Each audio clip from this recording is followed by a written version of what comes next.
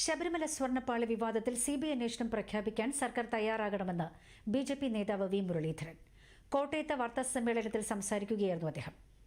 ഒന്നും മറയ്ക്കാനില്ലെങ്കിൽ ഹൈക്കോടതി അന്വേഷണമെന്ന തൊടുന്യായം പറഞ്ഞ് സർക്കാർ ഒളിച്ചോടരുതെന്ന് അദ്ദേഹം ആവശ്യപ്പെട്ടു. ശബരിമല വിഷയത്തിൽ ദേവസ്വം പ്രസിഡന്റ് തൽസ്ഥാനത്തിരിക്കാൻ യോഗ്യനല്ല എന്ന് KPCC പ്രസിഡന്റ് സണ്ണി ജോസഫ്. ദേവസ്വം സ്വത്തുക്കൾ സംരക്ഷിക്കുന്നതിൽ ഗുരുതരമായ പാളിച്ച സംഭവിച്ചിരിക്കുന്നു. പ്രതികളെ സംരക്ഷിക്കുന്ന നടപടിയാണ് സർക്കാർ സ്വീകരിച്ചിരിക്കുന്നതെന്നും സണ്ണി ജോസഫ് പറഞ്ഞു. സർക്കാരിന്റെയും ദേവസ്വം ബോർഡിന്റെയും ഭാഗത്ത് ഗുരുതരമായ പാളിച്ചകൾ സംഭവിച്ചിട്ടുണ്ട്. നഷ്ടപ്പെട്ടിരിക്കുന്നു. വിലപ്പെട്ട സ്വർണം എത്ര കിലോ നഷ്ടപ്പെട്ടു എന്ന് പോലും കണക്കില്ല. ഹൈക്കോടതി തന്നെ ഒരു ജഡ്ജിയുടെ നേതൃത്വത്തിൽ അന്വേഷണം പ്രഖ്യാപിക്കേണ്ട ഒരു സാഹചര്യം ഉണ്ടായിരിക്കുന്നു. ദേവസ്വം ബോർഡ് അധികാരികളും സർക്കാരും എത്ര ന്യായീകരിച്ചാലും അവർക്ക് ഇതിൻ്റെ ഉത്തരവാദിത്തത്തിൽ നിന്ന് മാറി നിൽക്കാൻ വേണ്ടി കഴിയുകയില്ല.